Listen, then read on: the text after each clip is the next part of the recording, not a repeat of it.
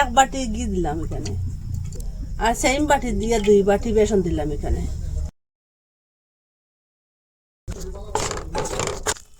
এরকম করে ঘি আর বেসনটা খুব ভালো করে মিশিয়ে নিয়ে এখন ওরকম এখন লড়াই ছাড়িয়ে বাজিয়ে করবো। সেম বাটি দিয়ে 2 বাটি জল দিন এখানে।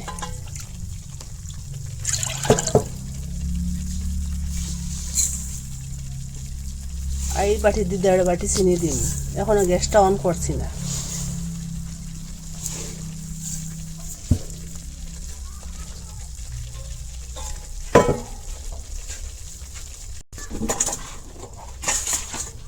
গ্যাসটা অন করলাম আর এখানে সেন্টার লাগিয়ে 1 চিমটি এলাচ গুঁড়া দিলাম। এখানে একটু ফুড কালার দিলাম। চিনি গুণ মিলাই গ্যাসের আগুনটা কম করে রাখলাম। ওরকম বাজার পরে এখানে আমি আর 1 বাটি গুঁড়া দুধ দিয়ে দিলাম। সবটা মিশাই আবার খুব ভালো করে। আগুনটা লো মিডিয়ামে রাখলাম। বেসনটার গন্ধ যাইব ওরকম বাজিলে, একটা কাঁচা গন্ধ আছে বেসন।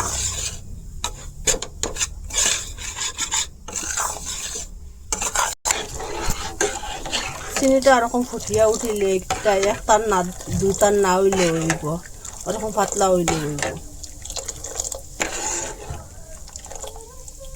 এখানে একবারে দিয়ে দিলে এই মধ্যে চিনি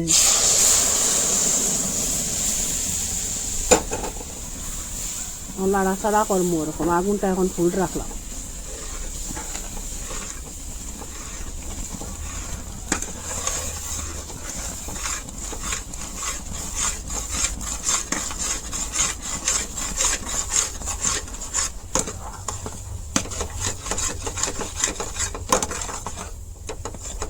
এখন আগুনটা লো মিডিয়াম করে দিলাম।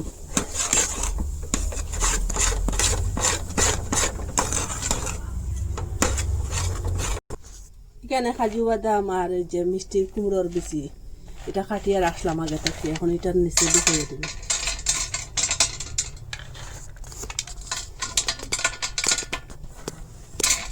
খাইতেও স্বাদ লাগবো আর দেখতেও সুন্দর লাগবো। গ্যাসটা অফ করে দিলাম।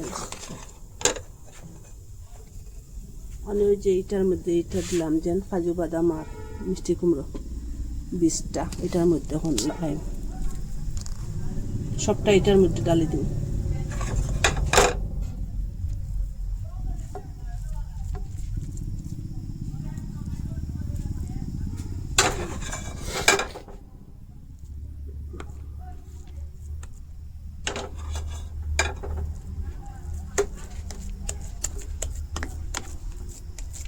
তখন তার সাহায্যে ওরকম চেষ্টা করুন।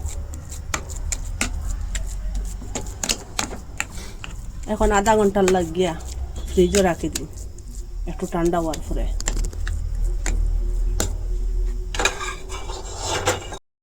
ফ্রিজের মধ্যে রাখলাম 1 ঘন্টা হয়ে গেছে, প্রায় বক্কা শক্ত হয়ে গেছে গিয়া, পুরোপুরি শক্ত হয়ে গেছে গিয়া। এই দেখুন 1 ঘন্টায় পুরা সেট হয়ে গেছে গিয়া এটা। এখন আমি এটা কাটি। আপনারা মিষ্টি খাইবার ইচ্ছা যদি করে খুব সহজে খুব তাড়াতাড়ি ওরকম মিষ্টি বানাইয়া খাইতে পারবা।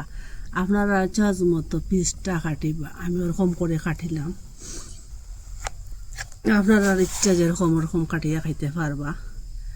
আর একবার চেষ্টা করলে ওই মিষ্টিটা বানানো যায় খুব তাড়াতাড়ি, অল্প জিনিস দিয়ে বানানো যায় খুব কম খরচের মধ্যে। আপনারা কই থাকি দেখরা একদিন মিস করবা না, বানাইয়া খাইবা। আর ভালো লাগলে লাইক কমেন্ট শেয়ার সাবস্ক্রাইব করবা।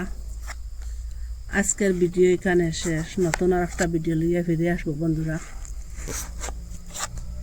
এই সাইডটা উল্টাই আমি দেখাই।